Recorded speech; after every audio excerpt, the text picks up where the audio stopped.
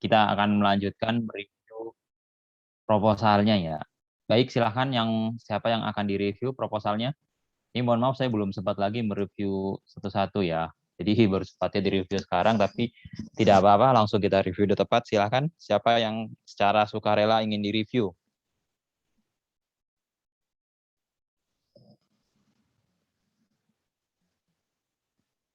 Saya Pak, Nada Ya, siapa? Susmita. Nada, Kelas HES A.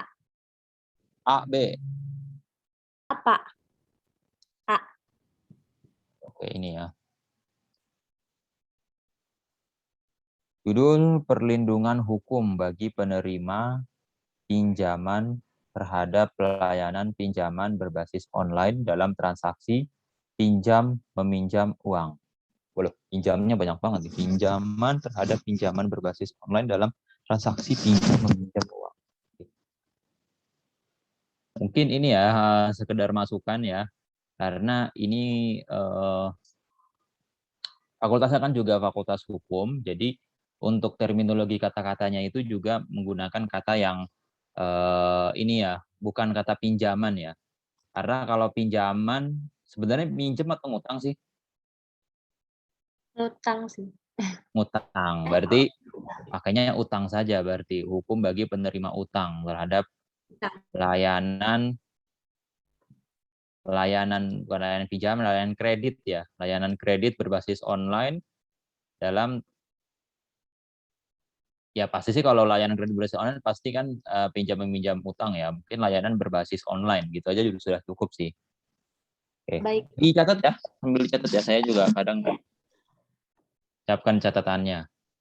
Iya Pak. Oke, baik. Tahun 2021.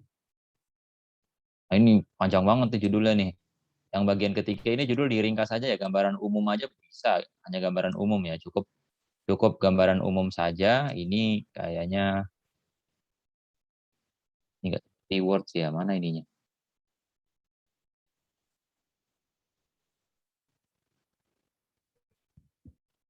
Nggak ada coret.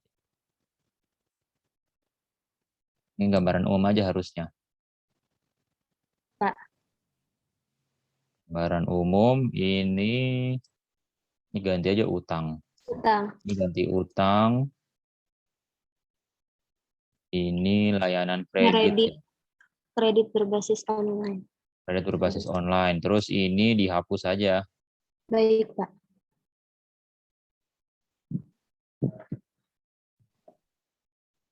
Analisis perlindungan, atau mungkin bisa analisis perlindungan atau pembahasan juga bisa. Jadi ini nanti itu lagi ya, karena untuk judul 1, 2, 3, 4, 5, 6, 7, 8, 9, 10, 11, 12, 13, 14, 15, 16. 16 untuk judul kebanyakan ya. Jadi nanti paling tidak kalau buat judul bab itu ya jangan lewat dari 7 atau 8 kata ya, terlalu panjang. Siap. Oke, kemudian bab 1.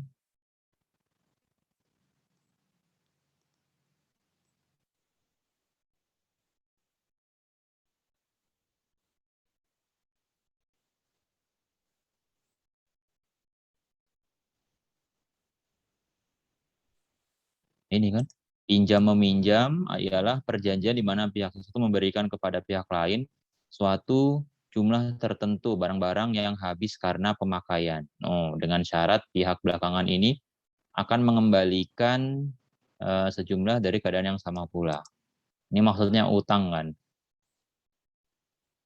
berupa barang-barang habis pemakaian.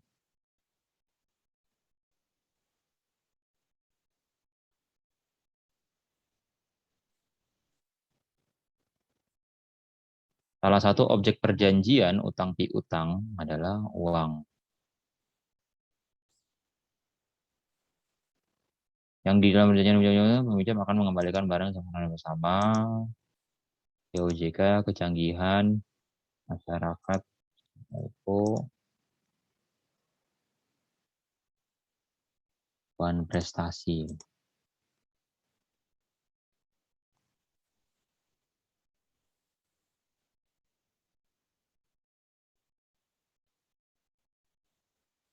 Oke.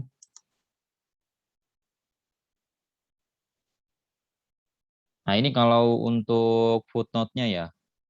Untuk footnote yang ada Anda dapat informasi, ini misalnya Iya, Pak. berita seperti ini ya. Iya. Heeh. Sambungannya mana nih? Nomor 6, kejahatan cyber Jakarta Prenada Media Group. Ini 6, oh ini 7 ya, footnote yang 7. Jadi jangan jangan ditulis langsung websitenya ya. Jadi Anda harus tulis dulu. Ini pasti ada judulnya kan, judul artikelnya di liputan Iya. 6. Iya, Tulis dulu Pak. judul artikelnya, baru kemudian sebutkan websitenya apa, Iya. gitu ya, yang secara lengkap. Karena kalau misalnya orang baca baca yang kertasnya kan tinggal googling aja ya beritanya. Kemudian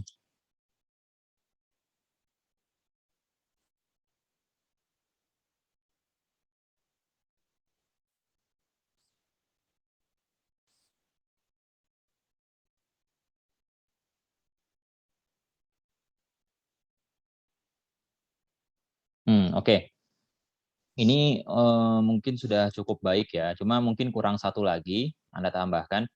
Ini kan Betul. baru ini ya, perlindungan, baru mencoba untuk perlindungan hukumnya ya. Jadi nanti coba Anda cari ya referensi, terutama misalnya kalau ada penelitian atau ada investigasi ya, laporan investigasi. Jadi dari usaha-usaha pemerintah ini yang sudah Anda sebutkan di sini ya, usaha-usaha di sini, apakah ini sudah mampu untuk mencegah maraknya pinjol ilegal ini, atau misalnya pinjol yang legal tapi konsumen yang dirugikan. Nah, kira-kira ada atau tidak? Ini kan jadi sudah kelihatan banyak kasus ya, banyak kasus dari yang mana pinjaman ilegal ini atau pinjaman online ya, utang online itu, kredit online merugikan konsumen. Kemudian di sini ada tindak lanjutnya dari pemerintah, dari OJK, dari BI, dari polisi. Nah, kemudian nanti coba Anda cari lagi satu lagi latar belakangnya. Apakah dari adanya siapa namanya, upaya-upaya dari pemerintah ini itu sudah memberikan keamanan bagi masyarakat, sudah memberikan jaminan hukum bagi masyarakat. Nah, di situ biasanya ya yang saya tahu ya, mungkin saya juga belum begitu mencari juga. Bisa jadi memang sudah ada usaha dari pemerintah tapi belum dirasakan oleh masyarakat. Nah, itu bisa menjadi bargaining atau bisa menjadi daya tarik dari tulisan ini bahwa memang perlu untuk diteliti lebih lanjut ya. Tambahin di sini lagi nih. Baik, Pak. Oke. Kemudian identifikasi faktor meningkatnya jumlah online, banyak modus kejahatan masyarakat, simbol kemajuan bentuk kerjasama, meningkatnya kasus bunuh diri, banyak data pribadi. Oke. Batasan perlindungan hukum nanti disesuaikan dengan judul. Bagaimana perlindungan hukum, bagaimana sanksi terhadap kasus data pribadi.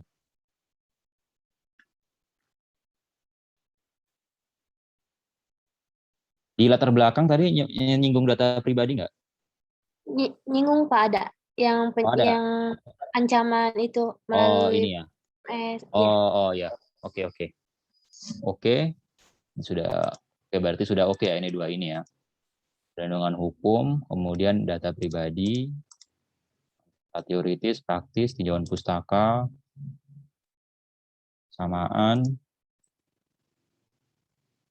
perbedaan, oke.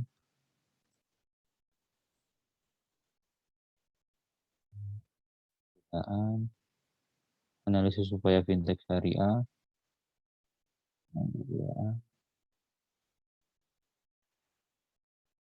penelitian, undang-undang berlaku. Oke, ini badan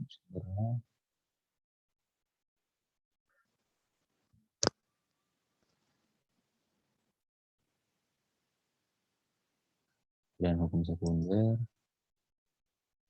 Ini mau mewawancarai siapa Anda? Masih nih pengennya sih gini, Pak, kayak yang Hmm. apa ya, korban bukan yang kena imbasnya gitu, Pak, kayak yang sering diganggu bisa nggak sih? Maksudnya yang kena ancaman dari teror dari SMS terus Hmm. itu bisa, Pak? Yang Kalau ini ya enaknya daripada begitu kan sebenarnya Anda tahu orangnya. ini banyak sih Pak, di tetangga saya banyak yang kena kayak gitu. Maksudnya banyak yang diteleponin terus gitu. Terus kayak Oh, penyebaran si temennya mungkin minjam. Terus jadi jadi mau nelpon ke kontaknya tetangga tuh, Anda. terus, Hmm. itu Pak. Nah, harusnya sih enaknya sih korbannya ya. Ini Anda tinggal di mana? Di Tangerang Pak, di Oh, Kabupaten. oh, Tangerang deket lah. Jadi ini aja kalau bisa ya. Jadi daripada nyamperin tetangga Anda dan kan bukan tetangga Anda yang ngutang duit juga ya. Iya. Nanti Mm. coba Anda ke ini aja wawancaranya ke YLKI, Yayasan Lembaga Konsumen, atau ke BPKN, Badan Perlindungan Konsumen Nasional. Bisa dua-duanya, bisa salah satu. Nanti ajukan aja surat di situ buat wawancara terkait dengan perlindungan hukum untuk apa namanya untuk pinjol ini. Kalau sempat sih mungkin ke OJK juga coba aja. Tapi kalau OJK agak susah sih memang kalau mau penelitian begitu. Tapi paling enak sebenarnya ke YLKI sih. YLKI kalau BPKN kan punya pemerintah ya agak agak ya tahu sendiri lah kalau pemerintah kan birokrasinya seperti apa. Coba nanti ganti aja studi lapangan ke YLKI saja. Karena Baik. kalau di YLKI di situ kan sudah banyak aduan-aduan ya, mereka Iya. juga sudah banyak melakukan apa itu istilahnya pendampingan ya, pendampingan advokasi. Jadi nanti bisa Anda mendapatkan informasi lebih banyak. Baik Pak. Ganti aja ke YLKI ya. Iya baik Pak.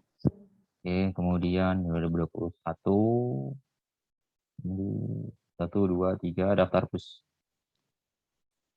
Ini sudah menyesuaikan. Ini sudah menyesuaikan daftar pustaka kita modelnya kayak begini ya di buku ya. Iya Insya Allah sudah sih Pak, saya sudah baca. Nah, ini coba pastikan lagi ya. Saya juga Pak. lupa juga. Ya oke, paling itu aja ya. Ada pertanyaan? Baik. Insya Allah sudah sih Pak. Tadi kan sebenarnya masih bingung di wawancara, tapi udah ada masukan. Jadi udah, Insya Allah udah Ya ada oke bayangan. di situ aja. Karena kalau cuma tetangga yang dihubungin kan bukan dia yang ngutang kan. Yang Iya ngutang orang benar. lain. Jadi ke YLKI aja udah biar lebih jelas. Baik Pak. Ya, Baik. oke ya berarti ini Oke. oke. Yang lain silahkan. Terima kasih Pak. Novi, Pak.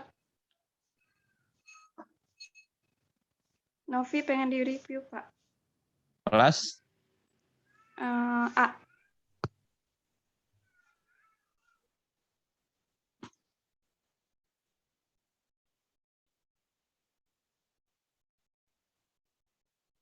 perasaan kemarin kelas A saya udah ada yang saya review siapa ya? Oh ini yang dan ini ya. Oke. Novi, Novi. Mana tadi Novi? Iya.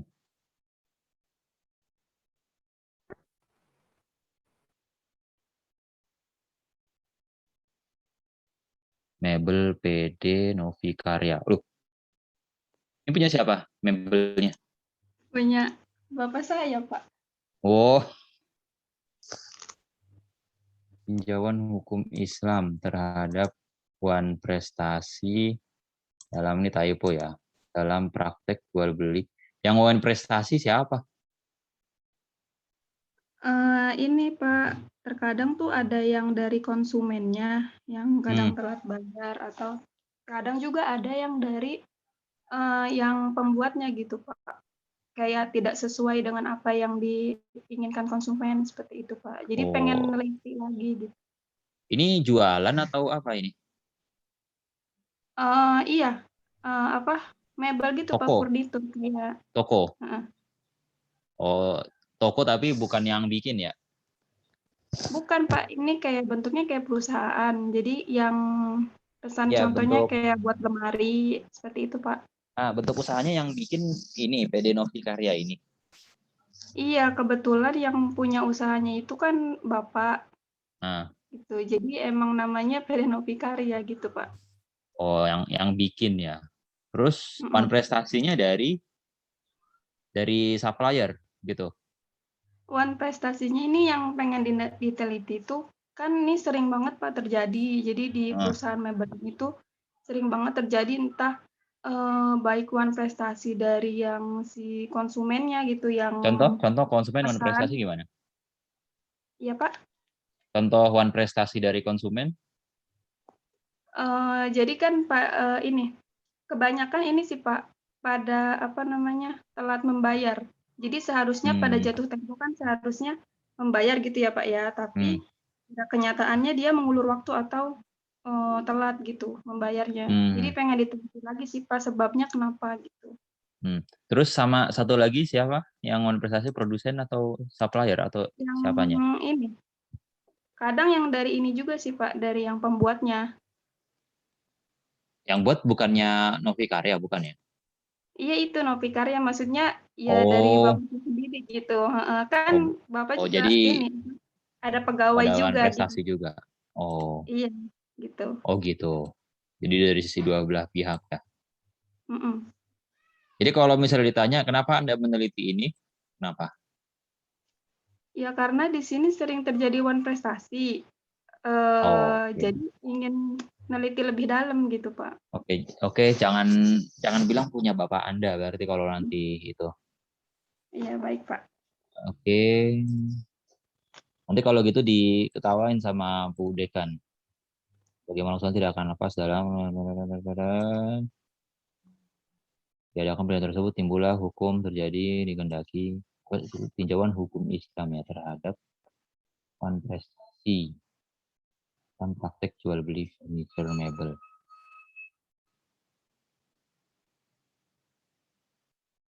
Wan prestasi praktek jual beli. Ini langsung, ini nggak usah sih, ini kayaknya nggak usah deh, ini langsung aja sampai sini, baru deh. Ini hapus aja nih yang kuning ini. Kan Iya, sini udah baik, Pak. jelasin perusahaan mebel. Mhm.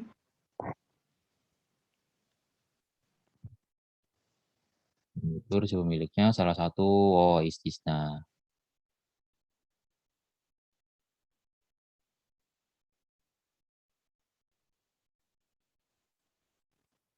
Nah, ini kalau sudah muncul wan prestasi bagaimana? Iya, Pak. Uh, ya sudah bentar deh. Ini kan juga perusahaan ini juga ya nanti kedengeran sama yang di rumah. Adanya wan prestasi pengingkaran mempunyai hak prestasi. Oke, nanti mungkin bisa ditambahkan ya kalau apa namanya bentuk-bentuk wan prestasinya sudah dijelasin belum di sini? Kalau bentuk-bentuknya belum dijelasin sih, Pak, Belum di sini. dijelaskan ya. Nanti Iya. dijelaskan bentuknya ringkas saja, kemudian akibat dari wan prestasi itu seperti apa ya. Kemudian juga Akibatnya sudah dijelaskan. melahirkan akibat-akibat hukum. Nah ini ya. Iya, Pak. Nah, misalnya kenapa akibat hukumnya dan kemudian oke ini saya baca dulu sampai ini deh.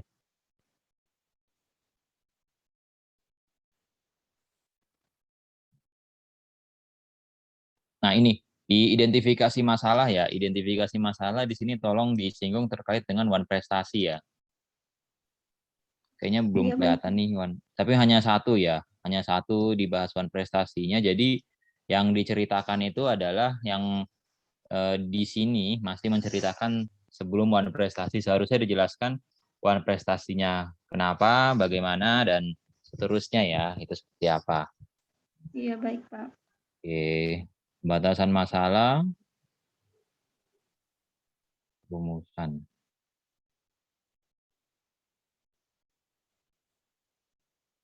Bagaimana pelaksanaan perjanjian jual beli, bagaimana prestasi,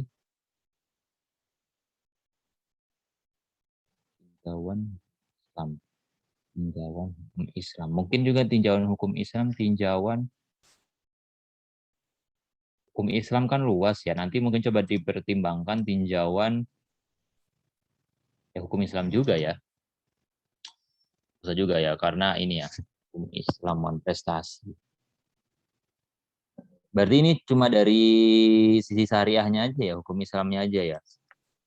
Iya, benar, Pak. Oh ini penundaan pembayaran utang. penundaan, fokus permasalahan penundaan. Sudah ada.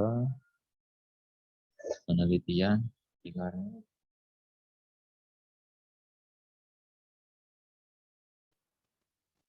Ini boleh nih sama orang tua Anda. Diizinkan sih Pak, sebelumnya memang sudah konsultasi juga. Apa tidak disamarkan aja ya? Namanya PD Mebel 123. Cuman kalau Iya, takutnya nanti kan jadi ketahuan dong sama teman-teman yang lihat. iya Gimana sih ininya?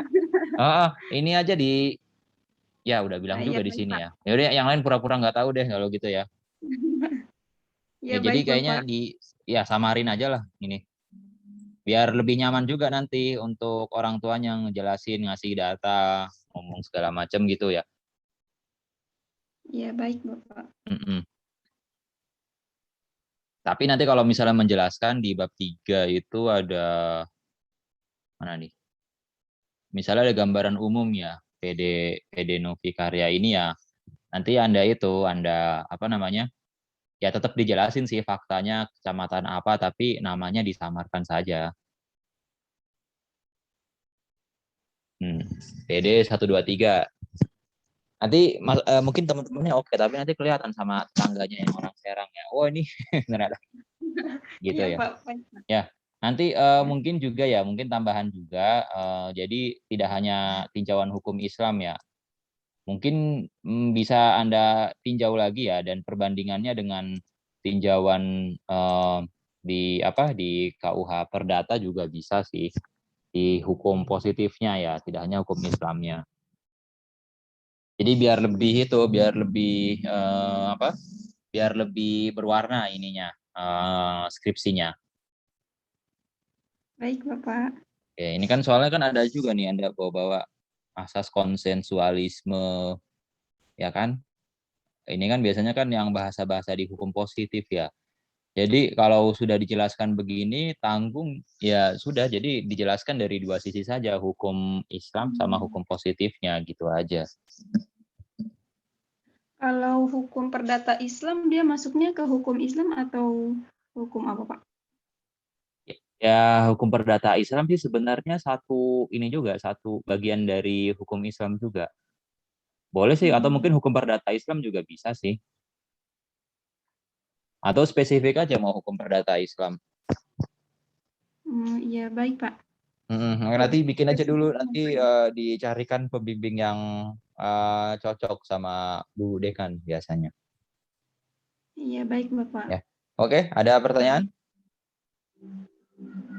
Sampai sini cukup sepertinya Pak. Ya. Berarti ya. Tadi sudah dicatat ya itunya. Iya Ya, sudah. daftar pustaka sudah belum? Daftar pustaka, iya sudah. Oke.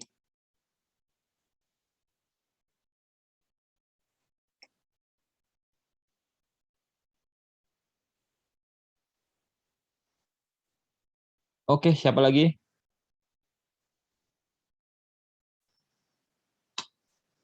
Mana apa mau?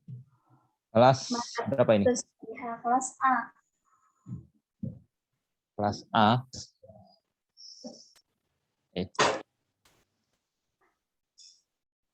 Ini ya. Ini bukan ini loh, bukan ngurut kelas A, harus kelas A dulu loh. Siapa aja juga boleh. Proposal skripsi, analisis kesesuaian akad pada badan usaha milik masjid.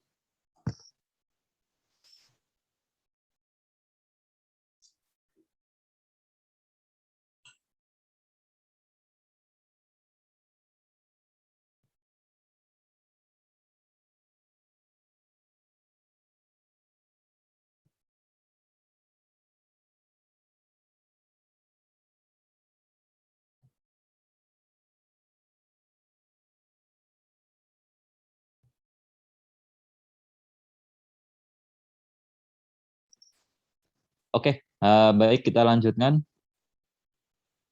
Ini BUMM nggak usah di dalam kurung singkat, langsung aja badan usaha milik masjid.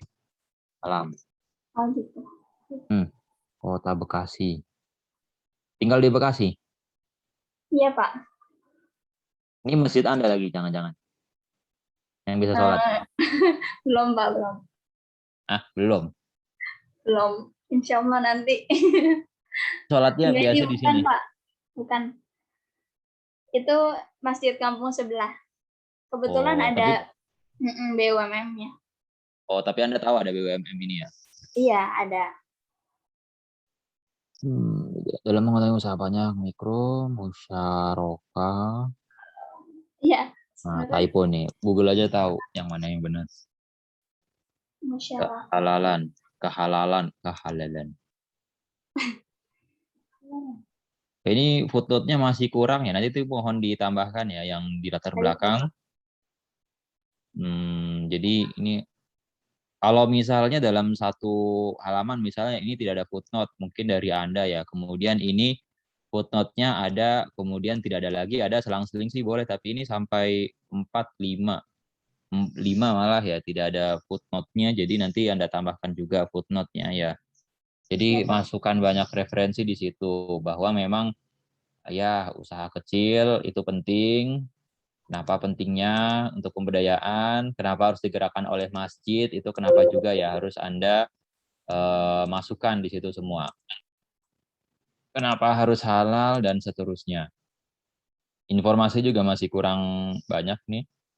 Iya, Pak. Nah, ketidaksesuaian akad mudorobah dan mudorib. Ada nyinggung nggak di latar belakang? Enggak. Iya. Mana? Ayo.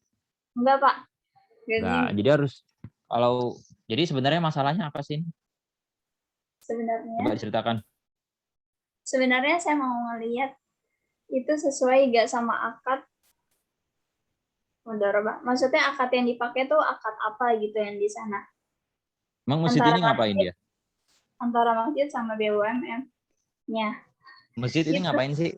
BUMN-nya ada usaha apa aja sih? Ada kayak sembako gitu, Pak. Apa sih? Toko biasa, toko kayak sembako gitu, Pak. Agen. Terus? Iya, saya penasaran. Antara itu antara masjid dan kalau toko sebenarnya jual beli sih, jual beli biasa. iya. Jual beli biasa ya. Kalau jual beli biasa, terus kenapa jadinya? Maksudnya gini, Pak. Kan itu kan mengatasnamakan masjid ya. Oke. Nah, terus apakah nanti hasil dari BUMN-nya ini disalurkan semua ke masjid atau bagaimana gitu? Kayak gitu. Terusnya saya kan mau itu kan analisis kesesuaian akad. Apakah itu bisa disesuaikan dengan fatwa DSN atau enggak, Pak? Kira-kira. Oke, jadi begini ya. Mungkin untuk kita semua yang ada di sini, perhatikan. Kalau bagi yang ada aktivitas, perhatikan dulu, di stop dulu ya. Perhatikan dulu, nyimak. Nanti nyimak di menit ini. Jadi begini, kalau misalnya Anda ingin membandingkan dengan fatwa-fatwa DSN, ya, pastikan dulu bahwa lembaga yang Anda ingin analisis itu, usahanya itu, bisnisnya diawasi oleh DSN. Contoh, Bank BSI.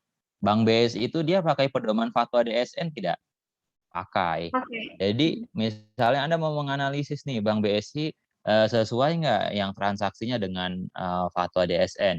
Oh sesuai. Kenapa? Karena mereka juga diawasi DSN, punya DPS yang mana DPS-nya ini juga diverifikasi oleh DSN.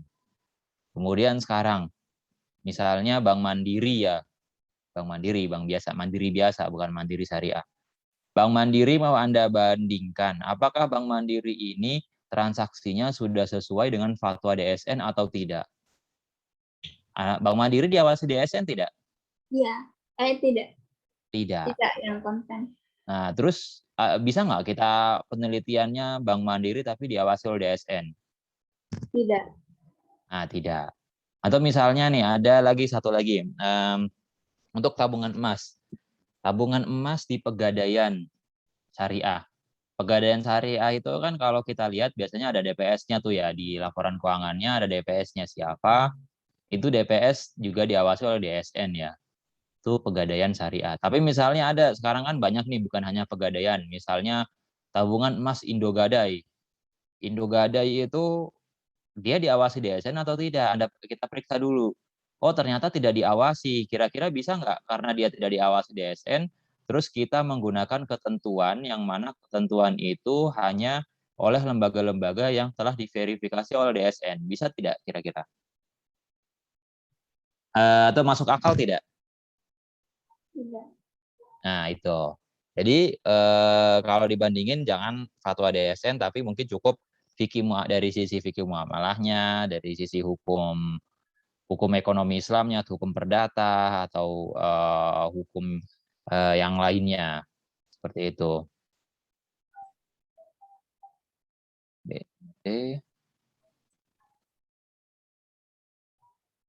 Nah, kemudian kalau dilihat nih ya,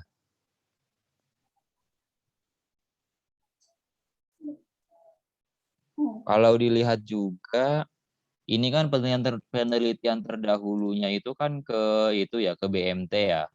Nah, mungkin kalau bisa saya sarankan nanti di Kota Bekasi ada BMT nggak? Belum tahu, Pak.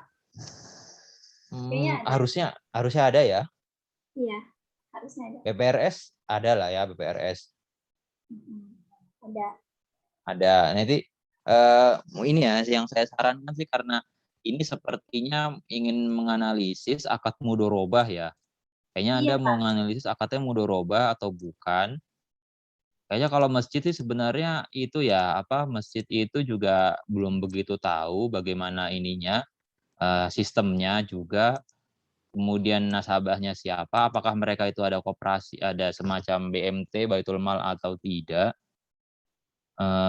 BUMN sebenarnya biasa saja sih ya, kalau dari kacamata saya ya, itu semacam lembaga yang didirikan oleh masjid, kemudian ya mereka ngadain usaha aja, jual beli ya. Kalau jual beli kan sebenarnya akadnya ya jual beli. Kemudian mungkin saja mereka akadnya itu dari ini dari uangnya ya, maaf, uangnya itu bisa saja dari uang celengan, atau mungkin beda lagi, ada yang dipisahkan sendiri ya, tidak hanya uang celengan. Jadi mereka sudah ada pos untuk menjalankan usaha agar lebih mandiri. Nah, tapi kalaupun misalnya Anda tetap ingin menganalisis akad mudorobahnya, ya, saran saya nanti Anda cari sampelnya itu BMT juga. Tapi kalau Anda tertarik untuk menganalisis badan usaha milik masjidnya gitu ya, seperti apa modelnya, nanti Anda cari referensi dulu nih. Cari tinjauan pustaka. Tinjauan pustakanya itu dicari yang membahas tentang badan usaha milik masjid. Ada kalau dilihat ini belum ada ini ya, penelitian cuma satu ya. Cuman satu yang terkait badan usaha milik masjid, dan itu pun juga baru ini baru pada tataran normatif saja. Nanti coba terserah sih Anda mau milih menganalisis BMT kalau misalnya Anda tertariknya dengan mudorobah, atau kalau Anda tertarik dengan bagaimana badan usaha milik masjid ini dijalankan, Anda tinjauan pustakanya dicari dulu, dirombak dulu ke yang lain gitu ya. Nah, kira-kira Anda gimana maunya? Bingung. Bingung atau mau mikir dulu? Merenung? Pengen kalau ganti gimana, Pak? Ya nggak masalah, ganti. Apanya yang diganti? Ininya, judulnya semuanya. Ya nggak masalah juga, diganti. Silahkan aja.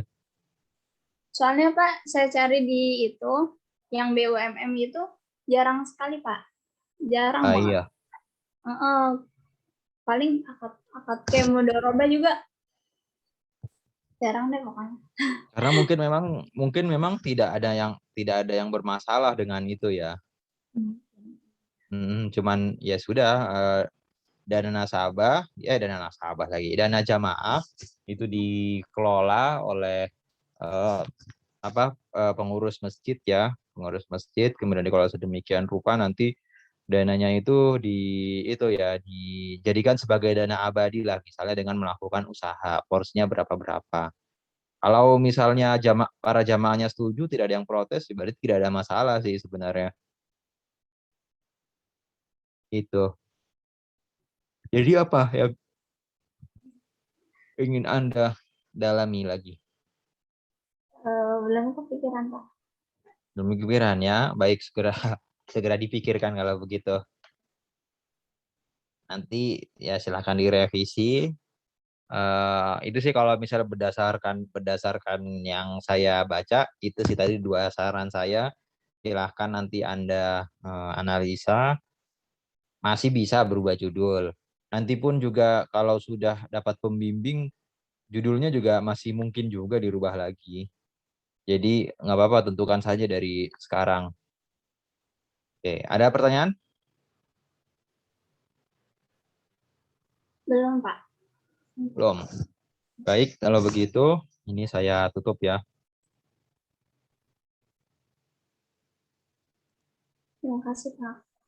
Ya, silahkan. Ada lagi?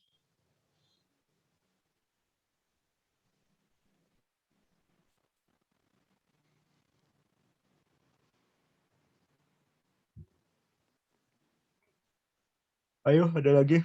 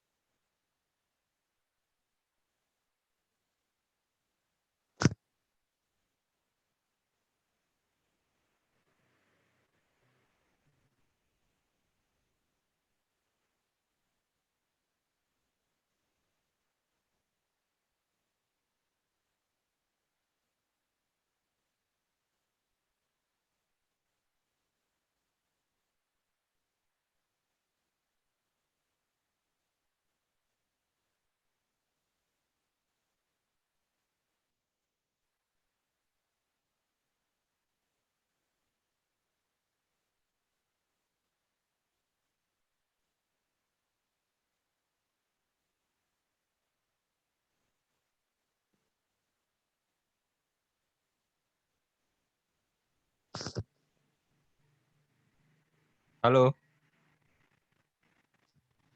Iya, Pak. siapa lagi?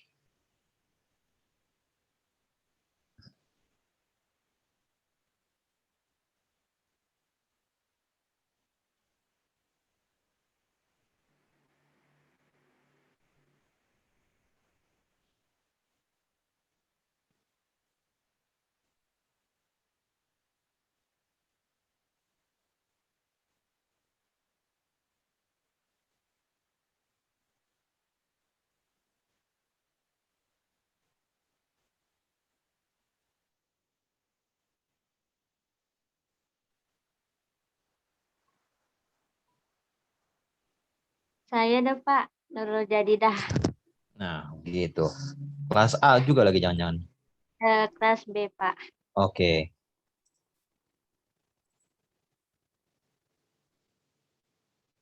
Ini ya. Iya, Pak.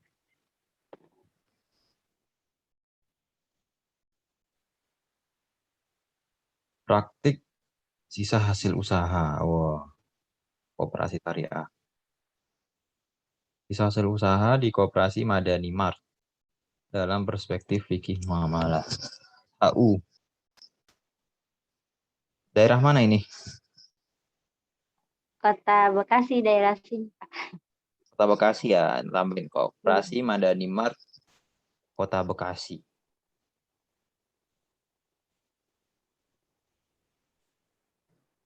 Koperasi Madani Mart Kota Bekasi ya. Nanti ditambahkan.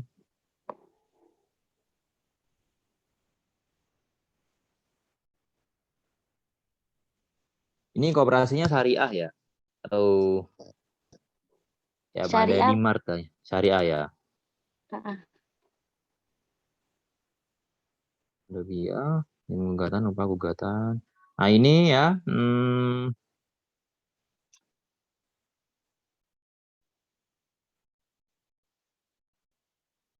Yang sudah tadi saya sampaikan, jadi sebelum menuliskan footnote, sebelum menyampaikan footnote yang dikutip dari website, jadi sebelum ditulis websitenya, Anda tulis judulnya apa, ya kemudian dari mana Anda ambil, dari mana judul ininya, judul skripsinya. Judul skripsi, judul link beritanya, ya. Iya, Pak. Tapi Pak boleh enggak? Ya silakan. Boleh apa? Apa kalau misalnya rujukan itu boleh Pak dari web gitu, Pak? Oke, yang pernah saya sampaikan di mana ya, lupa ya.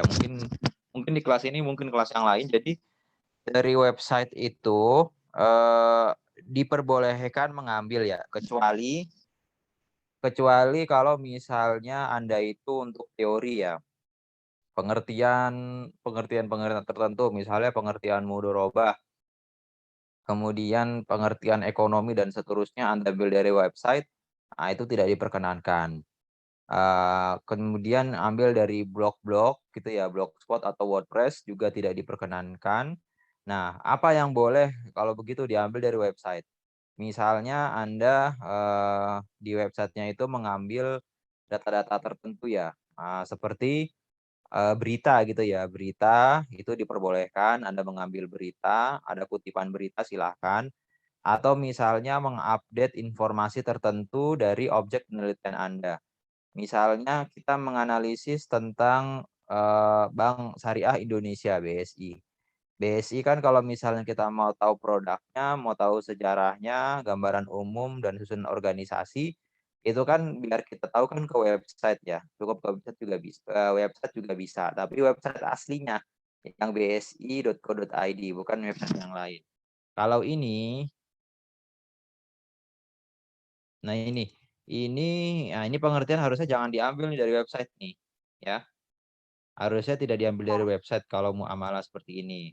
Nah, tetapi catatannya, kalau Anda misalnya mengutip dari website, seperti yang sudah saya katakan, tulis dulu judul artikelnya, baru kemudian itu disampaikan ininya, apa namanya, Nama. link beritanya. Judulnya dulu, baru link beritanya. Seperti tadi ada berita apa tuh yang pinjol ya, pinjol, jadi harusnya beritanya judulnya dulu baru kemudian beritanya nanti baru kemudian linknya yang ditampilkan. Jadi jangan langsung link gitu. Baik, Pak. Ini jangan-jangan yang dua juga website nih. Nah ini kan ada fikih muamalah nih ya, yang dari nomor 2. Sedangkan mana nih? Sedangkan ruang lingkup muamalah bersifat adabiah. Harusnya di dalam buku ini kan juga dijelaskan dong ininya, apa namanya, pengertian fikih muamalah itu seperti apa, pentingnya bagaimana ya kan? Iya, Pak. Ya. Oke.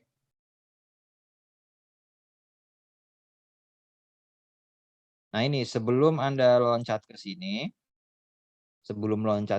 jadi nanti Anda jelaskan dulu nih salah satu yang bentuk syirkahnya itu yang biasa dipakai apa, kan koperasi ya. Jadi biar tidak loncat. Jadi ini kan seolah-olah Malikiyah mendefinisikan syirkah adalah gitu ya. Kemudian langsung tiba-tiba koperasi. Jadi jelasin dulu salah satu bentuk syirkah yang sering digunakan itu adalah koperasi. Yang mana koperasi itu ya. Biar tidak loncat. Ada jembatannya lah sebelum membahas koperasi ini. Ya, Pak.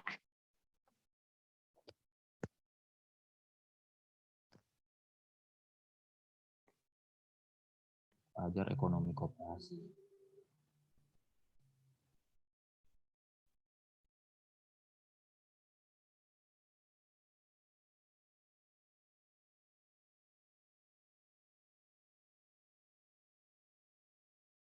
Maka besarnya sisa hasil usaha yang akan berbeda tergantung dari.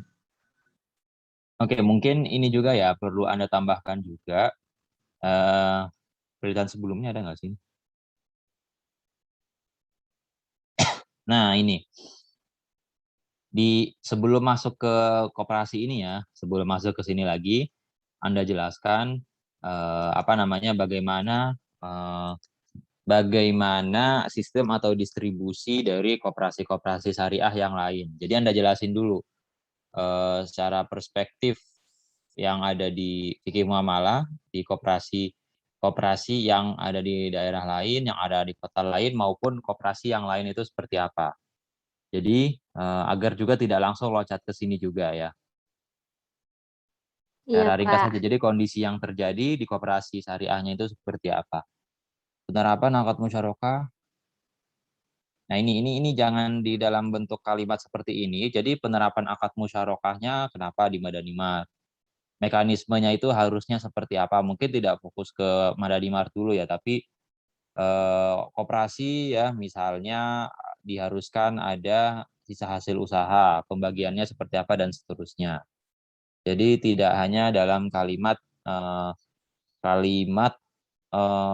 judul seperti ini kan kelihatannya hanya seperti kalimat judul. Mekanisme sisa hasil usaha, perumusan masalah ini ada tanda tanya di belakangnya nih, harusnya. Iya, Pak. Tujuan penelitian manfaat akademis.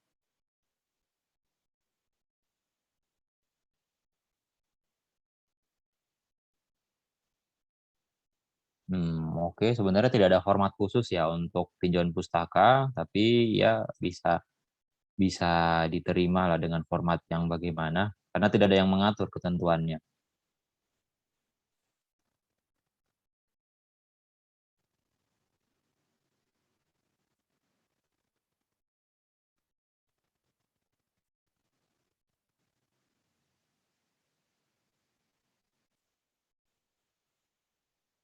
Nah, ini Madanimar.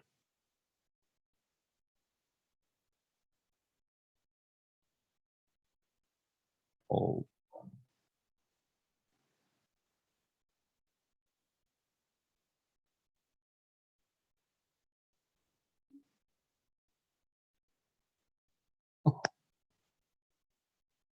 Lupa masih nanti.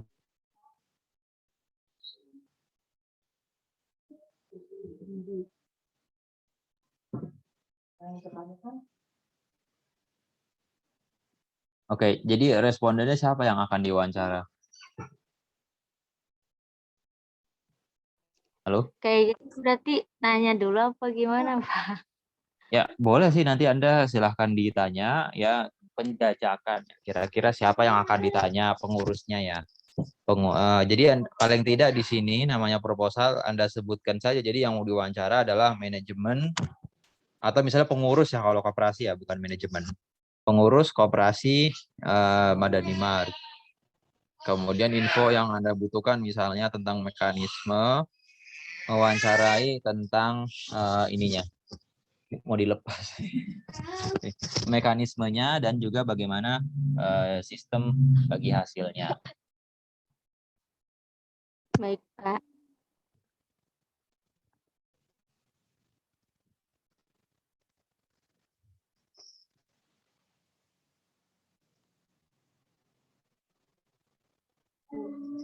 Nah, ini di dalam daftar pustaka jangan hanya ditulis link seperti ini ya. Jadi Anda sebutkan juga ininya.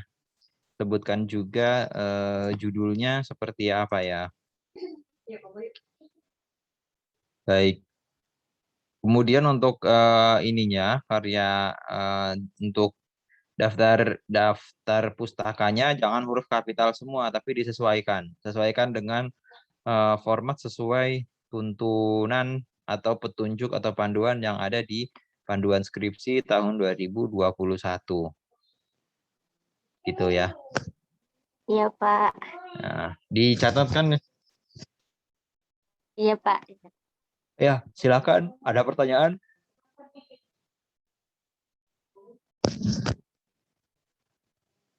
Yang apa namanya, Medlit kayak gitu aja nggak apa-apa, Pak. Metode Medlit. Medlitnya. Maksudnya isinya gitu, Pak.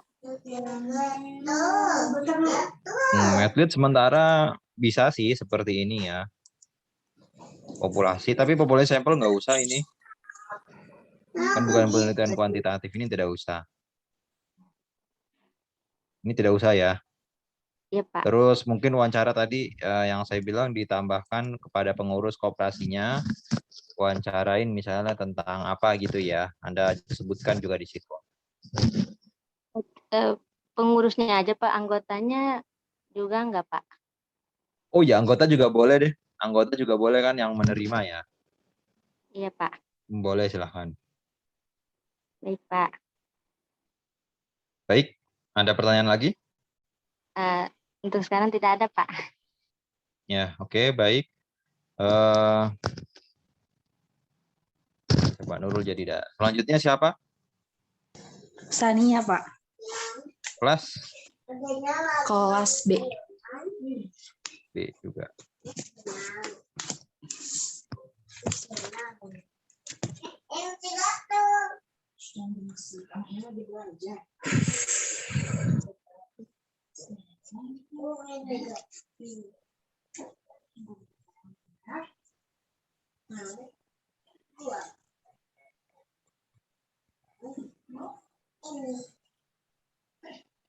Implementasi pembiayaan dengan akad mudharabah.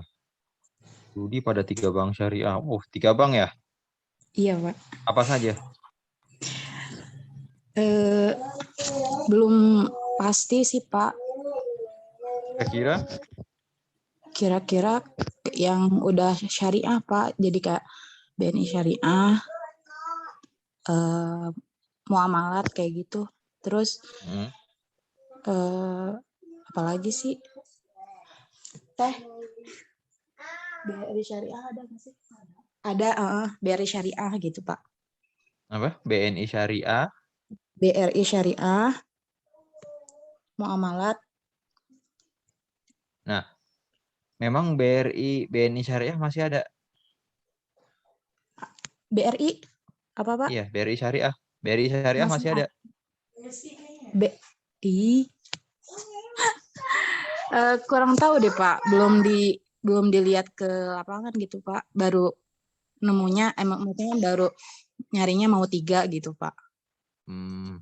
Kalau BNI Syariah sih tidak perlu ke lapangan ya, karena mereka sudah satu manajemen jadi BSI. Oke, anggaplah misalnya BSI, satu lagi muamalat. Satu lagi apa kira-kira yang ada? Mandiri Syariah ada nggak sih? Belum ditinjau sih, Pak. Belum dilihat. Tidak perlu meninjau, kan bisa cari di website. BNI, gitu. Mandiri Syariah kan sebenarnya udah merger kan? Mandiri Syariah, BRI Syariah, BNI Syariah itu merger jadi Bank BSI. Bayarannya pakai apa nih Anda jadinya kuliah? Kuliah? Gimana, Pak, maksudnya? Enggak, kuliah pakai bank apa bayarannya? Oh, Mama. Aku pakai BNI, Pak. Sih ada BNI Syariah? Enggak, muamalat apa konvensional sih. Konvensional? Iya, soalnya jadi kan saya beda kan ini di kabupaten tuh luas gitu, jauh ke tempat saya tuh sekitar Kan 1 jam maksudnya setengah. rekeningnya IIKI pakai apa? BNI Syariah. BNI Syariah ya. Mungkin dulu masih, tapi sekarang sih udah itu.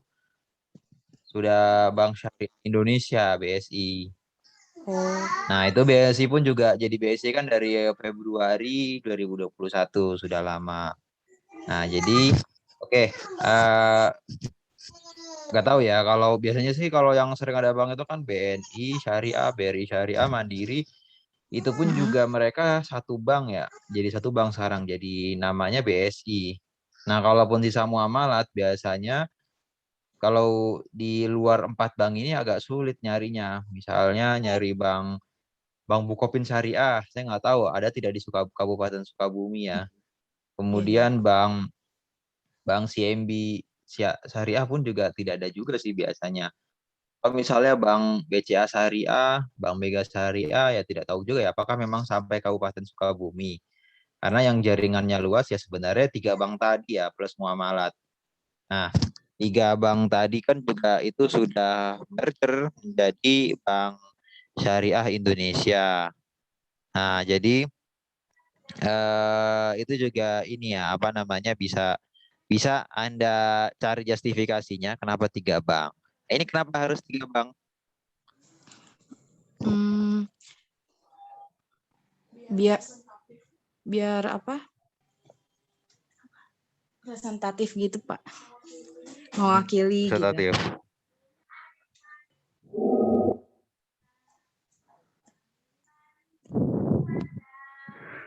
Nah, ini kan juga masih ada ini nih undang-undang ini jangan dipakai nih, Undang-Undang 98. Sekarang kan sudah ada undang-undang baru kan untuk perbankan syariah. Iya, Pak. Undang-undang berapa sekarang? Tahun berapa? Tahun berapa yang baru? Yang lebih baru? Tahun 2004 bukan, Pak? Yang lain? Ada yang tahu?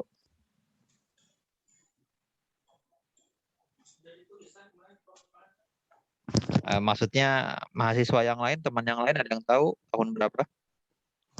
Tahun 2008 bukan, Pak? 2008. 28 tahun nomor berapa ya? Saya lupa 28 atau 18 ya. Pokoknya tahun 2008 lah.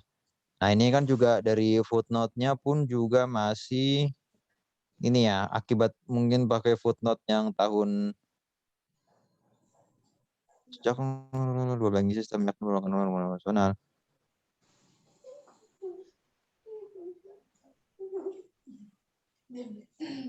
Padahal tahun 2021 ya, tapi masih bicara harusnya harusnya tidak merujuk kepada 98 lagi ya. Kepadanya itu kepada Undang-Undang 2008 yang memang khusus untuk menjelaskan bank syariahnya. Iya, Pak.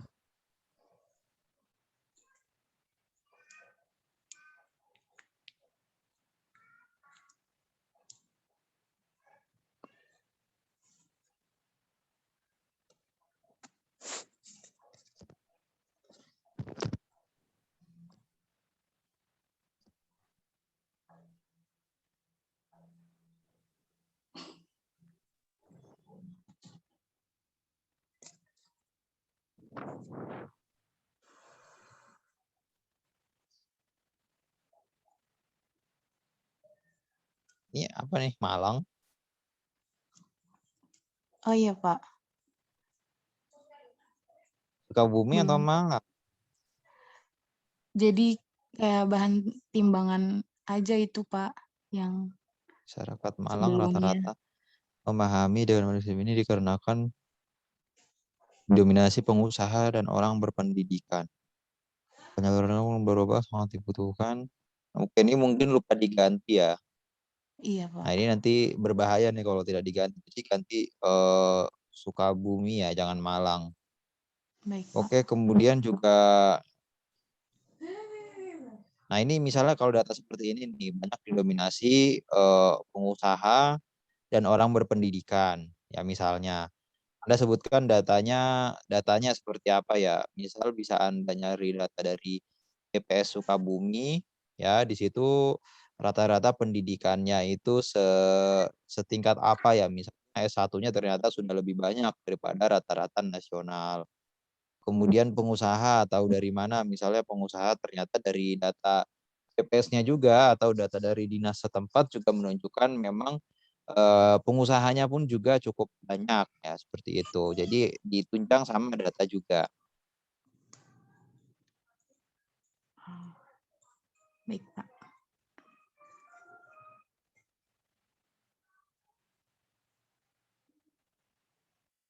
Nah ini Malang nih, jangan-jangan Ardiansah lagi lupa tadi ya. Punya Ardiansah. Bahaya itu, harus Anda ini. Jangan-jangan ini Malang juga nih. Nah nanti coba Anda cari deh, jangan. Kenapa Sukabumi itu didominasinya masyarakat apa? Apakah memang misalnya kalau dari lebih religius gitu ya, di sana mungkin banyak pesantren ya. Islamnya kuat juga bisa, misalnya seperti itu. Jadi karena kan Malang dengan Sukabumi kan berbeda. Iya, iya.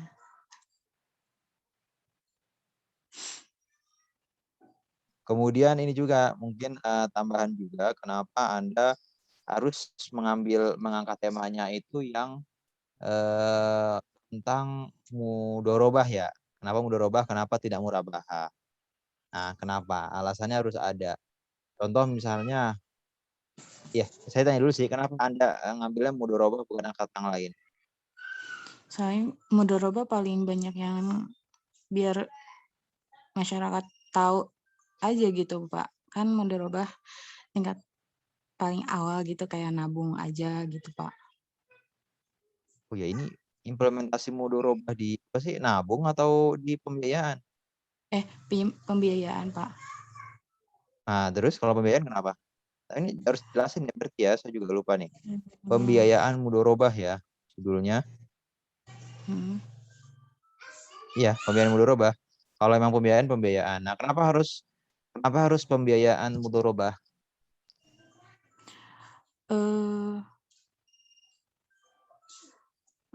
Untungnya apa kalau pakai pembiayaan mudorobah?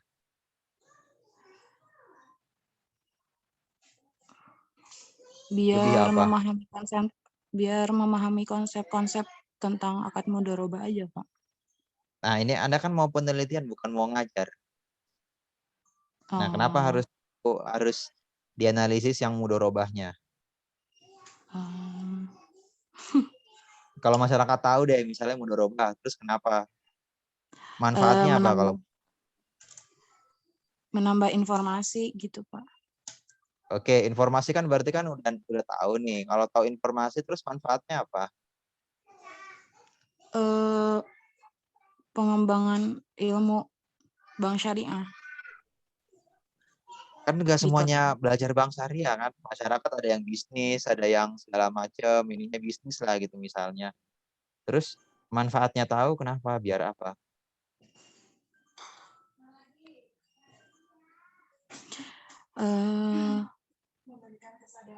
Nih, orang nih memberi dia itu kesadaran kepada masyarakat. sadar dari apa? Konvensional ke syariah gitu, Pak. Kan di syariah juga banyak akad yang lain, ada murabahah, ada icaroh. Kenapa mudorobah?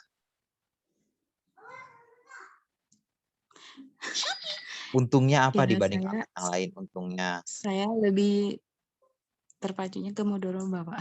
Ya, enggak. Jadi ini alasan ini ya, mungkin boleh lah alasan subjektif. Tapi objektifnya, kenapa kok mudoroba punya kelebihan apa di situ dibanding akad yang lain? Iya.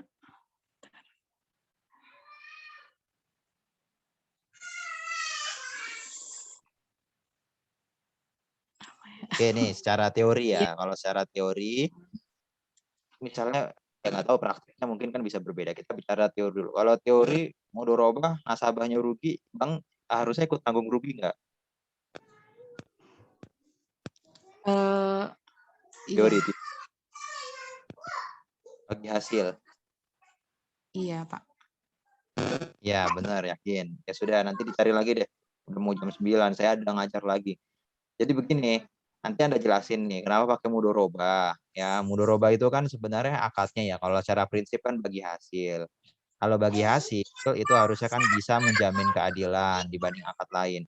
Oke, kita tidak konvensional, sanalah konvensional lah. Kita bicara yang internal bank syariah, akad pembiayaannya apa saja. Ada murabahah, ada ijaroh. Cuma bedanya kalau murabahah ijaroh, ya namanya jual beli, sewa, mau itu rugi, mau itu untung kan harus sesuai dengan akad ya. Sementara kalau menggunakan akad mudorobah, ya itu kan kita ada bagi hasil. Artinya berapapun hasil yang kita dapatkan, misalnya hasilnya besar, hasilnya kecil, kita itu menyesuaikan cicilan kita, cicilan pembiayaan kepada bank sesuai dengan performa usaha kita. Jadi kalau dilihat dari aspek keadilan itu ya lebih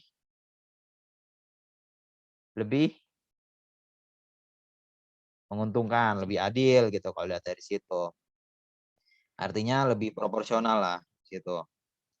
Oke, nanti ini nih jadul banget sih ini Undang-Undang tahun 2004. Undang-Undang 2008-nya tidak ada. Ya boleh sih Anda misalnya di dalam tinjauan teori, tinjauan pustaka ya, di bab 2 Anda membahas ini boleh. Tapi kan seharusnya Anda nyebutin juga nih tahun 2008 yang terbaru. Ya. Baik, Pak. Masalahnya mungkin ke akad mudorobah ya. Belum mengetahui apa ke mungkin bukan masyarakat ya, ini lebih ke pembiayaannya ya, lebih ke pembiayaan si bank syariahnya sendiri. Rumusan masalah ini harus mengacu kepada identifikasi masalah juga. Ya, nanti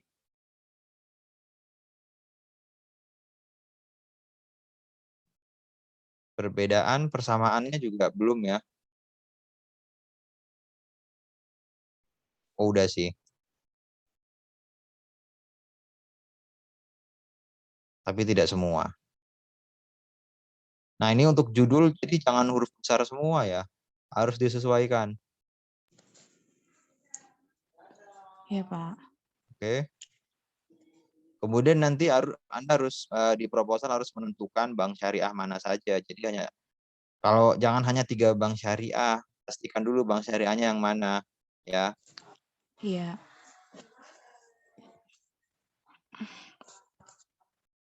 Oke, jadi nanti